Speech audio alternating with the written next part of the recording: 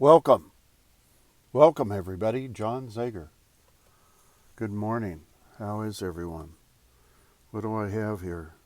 6:34 in the morning, Tuesday.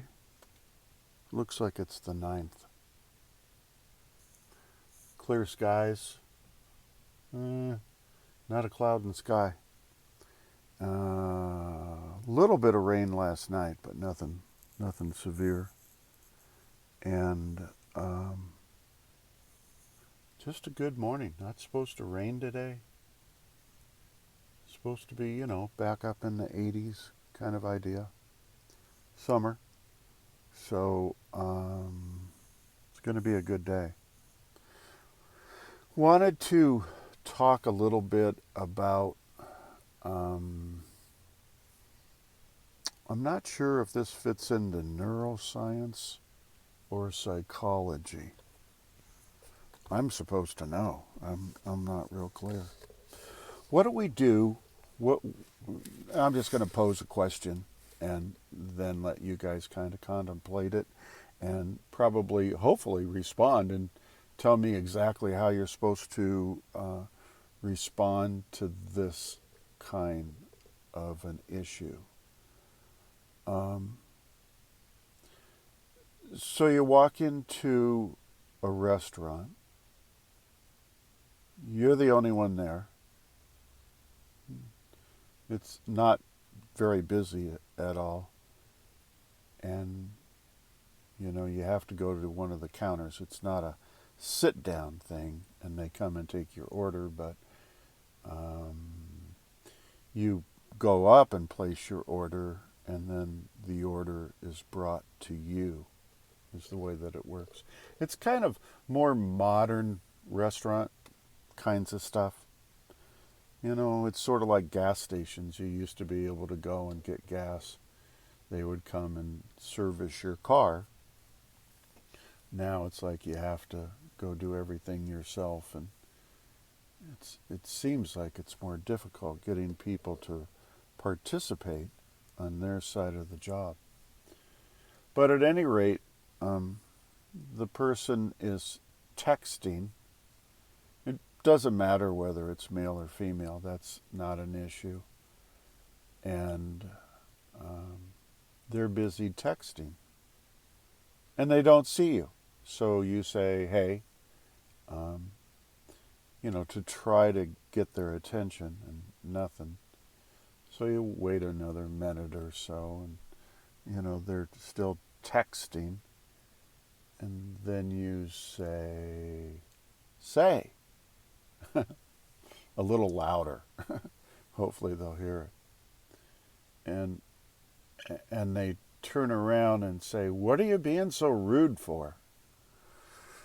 And you kind of cringe, like, whoa, whoa, whoa, whoa, whoa, whoa. And you don't respond, really. You just kind of expect that after that rude remark that they'll come over and ask you, how can I help you? And they don't. They go on texting.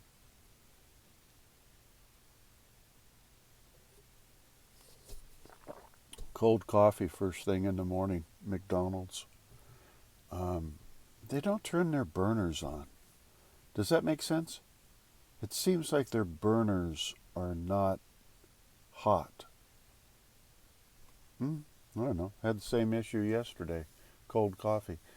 So the person comes over and says, what are you being so rude for? And I respond back with, what are you texting for? And he says, what are you being so rude for? And I say,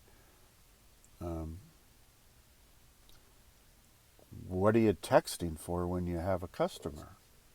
I was not wanting to have any kind of, altercation. I mean, it's just a kid, right? I mean, you can't get too carried away with a kid. And, you're just wanting whatever it is you want to order. and they're insistent upon you're wrong. Um, and why the assumption is, why can't you wait until I finish doing all my texting?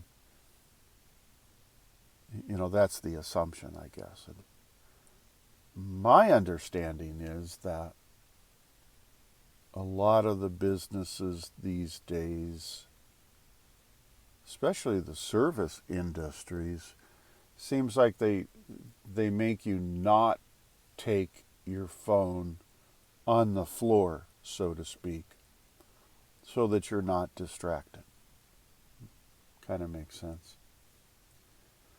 But again, the assumption is that you're wrong, they're right, you're rude, they're not. Their time is more important than your time. This isn't about the customer. This is about me. And I need this time to text. I don't think I'm saying anything too far out of line. That's kind of the way it was presented.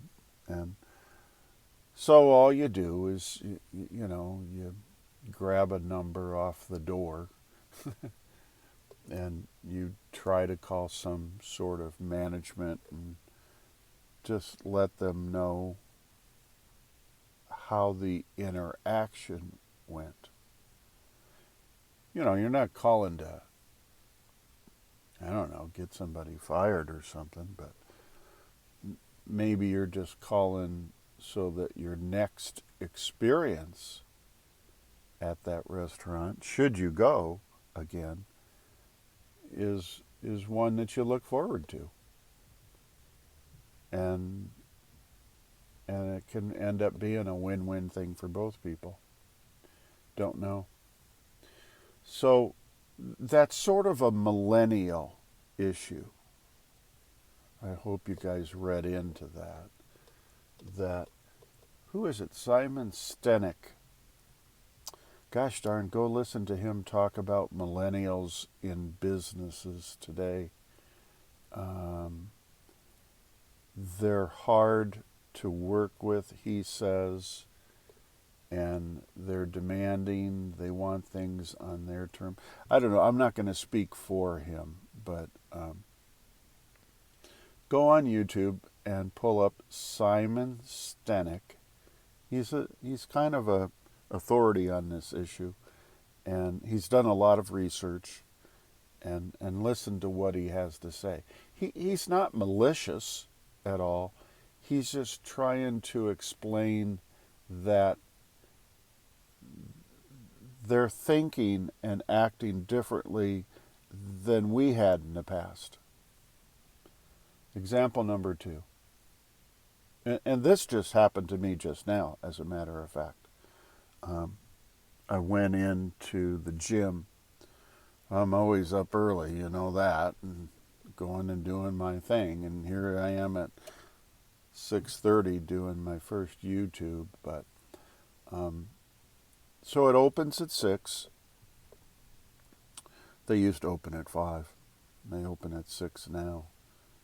They used to be open 24 hours. Then they went to 5, and now they're at 6. But anyway, there's a line of 1, 2, 3, 4, and I'm the 5th person to get in, right? And we're waiting because there's nobody there. There's no lights on.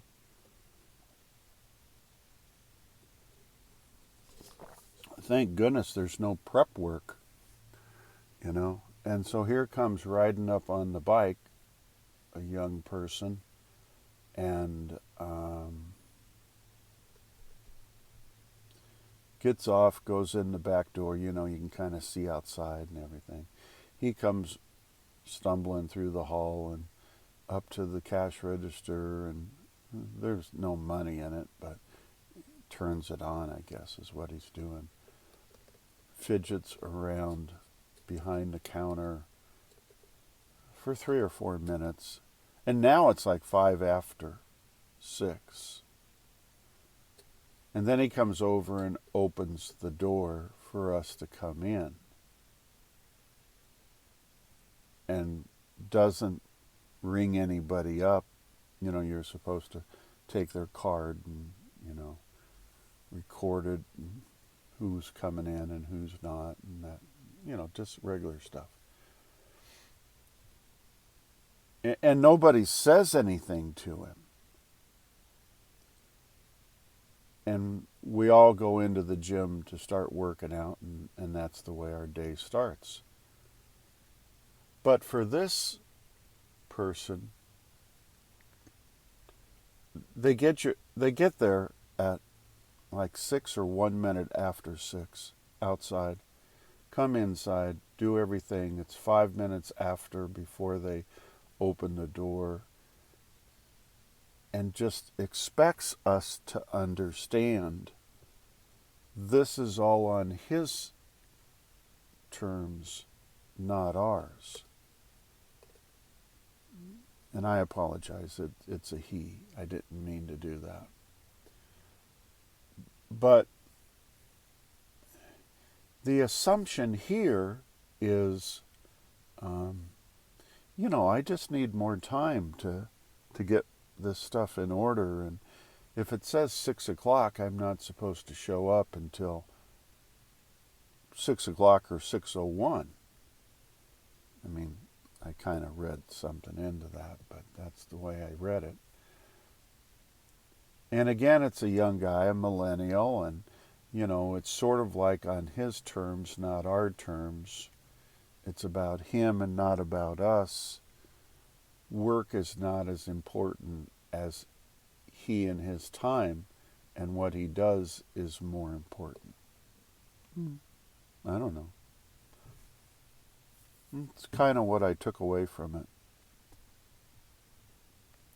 Wasn't looking for anything. I was just thinking, wow, it'd be nice to get my workout in, because I have a lot of different things I'd like to do today. And that's what I was left with. And I'm not going to do anything with it. I mean, it's not the first time it's happened. It's happened several times before. And about a year ago, I guess I tried to go to management and whatnot. And, management is just more young millennials protecting millennials and not being so concerned about the way it used to be with customers and customers being right. I'd be interested to hear what you guys all would suggest on that. The third and last issue was the women's soccer victory that gave him the second year in a row World Soccer Women's Championship or something. They played Netherlands, I think it was, over in England or somewhere, and they beat them. It was, the finals and whatnot. And there's three that I know of on the team, 3 girls, that are just, they're not happy with America and the economy and politics and people and, everybody else is doing everything wrong kind of idea. And what a trash country I live in.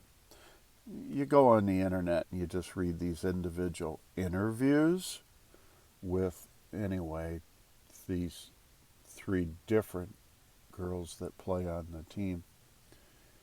And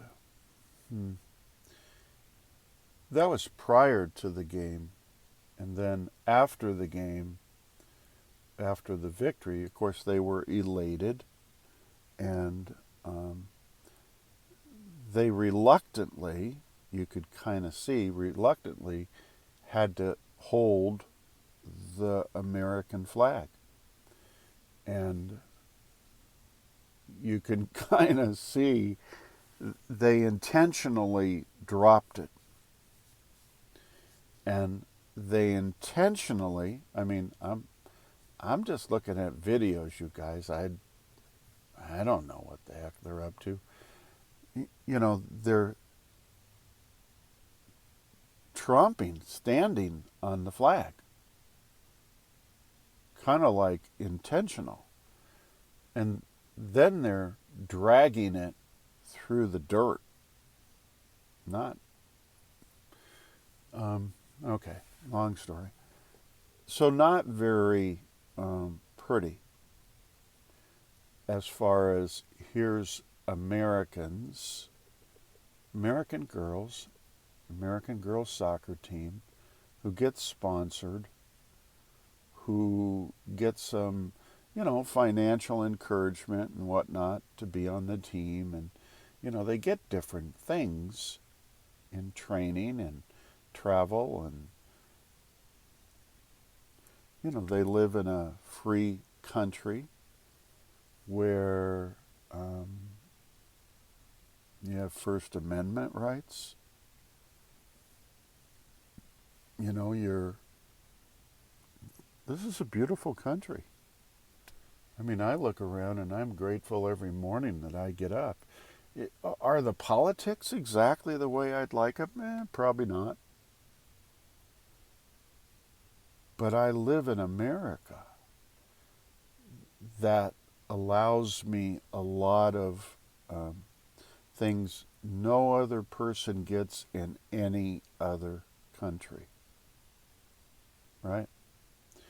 So, is it best to take your political stand out publicly, since you now became celebrity and people are looking at you, dragging the flag through and having interviews talking about, what a trashed country I live in kind of idea? Or do you not say anything? Be proud of your country. You won a championship, and and go to the voting booth and deal with your issues about your country. Make some changes. Get involved politically and try to obtain an office where you can have some direct say with what's going on in your country. I don't know. I'm grasping at straws. So last evening on the internet, I actually think it was the Oprah magazine. I don't know what it was, but they were talking about these three girls who pretty much trashed the flag and whatnot in America. And and I just made a comment with, gosh darn, how can you, how did I put that? Why would you even play for America if you hate America? Why would you represent, here, maybe this is better. Why would you represent a country that you despise? Maybe it's best that you not play for America, right? If you don't like America.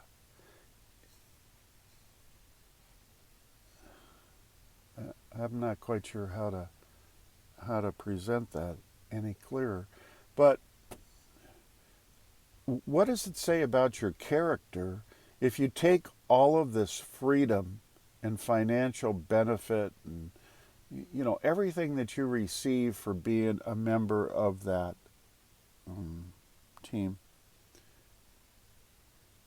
play knowing you're going to still trash this country at the soonest moment that the opportunity presents itself. What does it say about your character?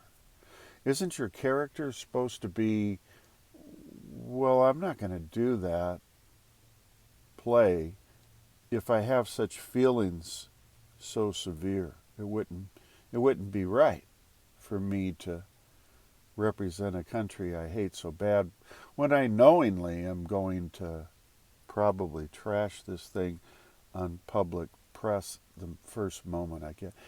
You get the hint, okay? So I left a comment. Maybe we ought to deport them to a country that they like. It was kind of a tongue-in-cheek sort of kind of comment. I mean, who's going to take that serious? America's not ever going to deport anybody. But maybe they should go to a country that they feel better about,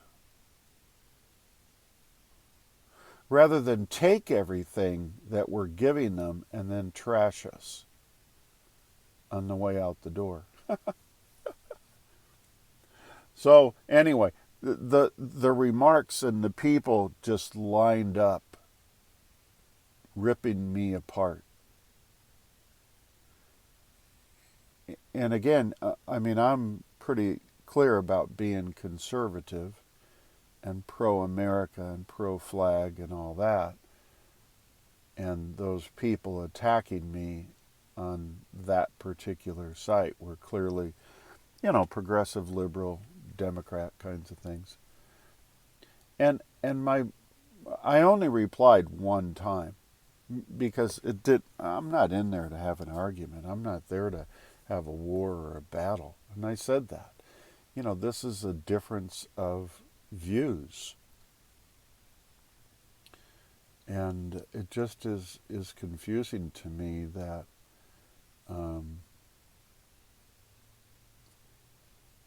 why do we need to attack each other? Why are we not?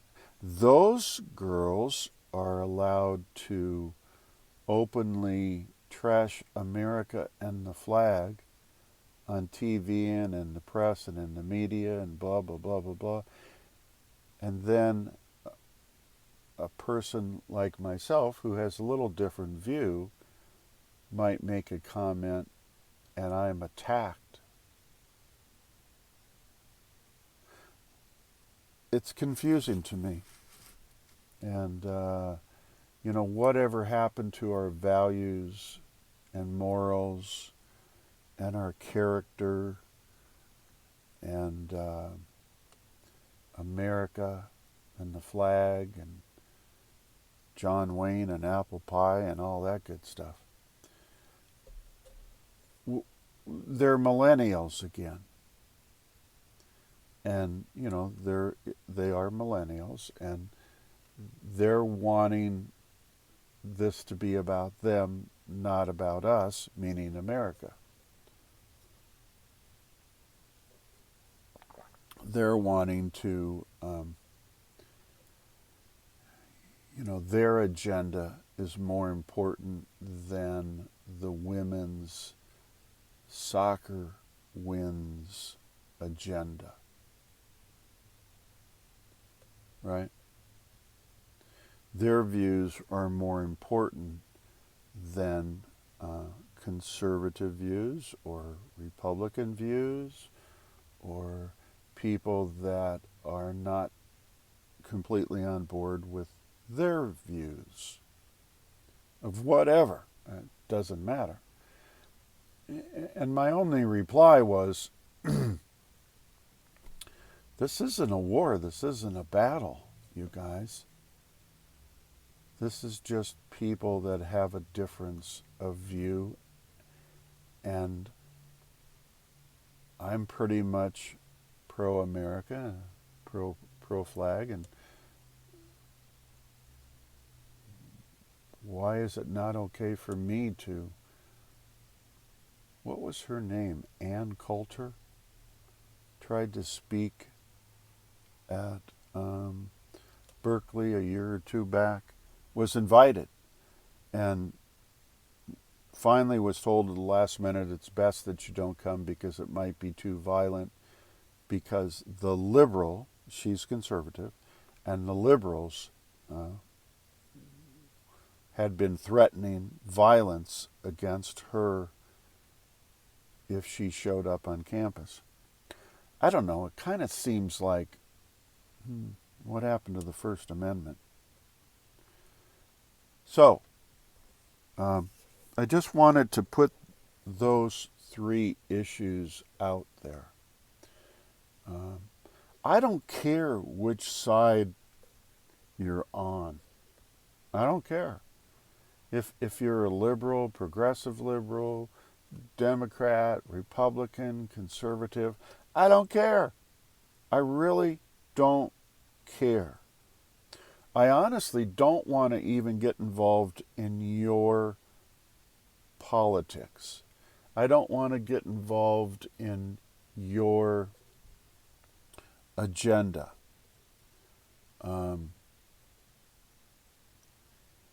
It can't be one-sided. In other words, if people, everyone should have the right. We live in America, freedom of speech, one of the freedoms we have, which the girls are complaining about, I guess. Why can't we all have a voice in something? Why can't Ann Coulter be able to go? She's invited to speak at Berkeley. Why can't she just go and speak at Berkeley? If you're not a fan of Ann Coulter, or you're not as conservative, don't go. It's probably not something you want to be a part of. That's okay. Or maybe you do want to go and find out what is it that I dislike about what she's saying. I don't know. It's just, here's my position, and then I'm done. I'm of the belief that I'm going to practice my First Amendment right to speak. And I'm going to say things from time to time that are maybe controversial to the other side, right? But I'm still going to say them. And I'm not saying anything to create issue. If anything, I might be saying things to create dialogue, right? So here's an opportunity for you guys to respond. JohnZegar.com, JohnZegar.com is my website. You can go and leave a reply there. Or if you want me to get back in touch with you, I will. My email address is jzegar@gmail.com. JZEGAR@gmail.com. My phone number is everywhere. It's easy to find. I'm on LinkedIn and Facebook and Twitter and blah blah blah, Instagram and blah blah blah. My phone number is everywhere. And if you want, you can call me. By all means, please just dial me up. Here, I'll do one even better. 970-443-5111. Call me up if you want to talk. I'm not going to let you talk trash, but if you want to talk intelligently about, the topic this morning, I'm liking that.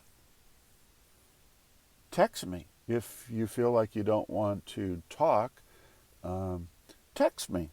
Again, don't use vulgarity and trash to talk, but give me your side of it. And if you want to come online, I mean, I don't have a big audience, you guys, so it's not like you're going to be talking to bunches of people. I don't have a bunch of people listening. But if you'd like to come online and give your view or your side, that's great. That's cool with me. So anyway, go ahead and think about what I said and respond accordingly. I'll look forward to it. And hope you all have a good day. God bless one another. Take care of each other. And I'll look forward to talking to you all again real soon. Thanks a lot. See you. Bye.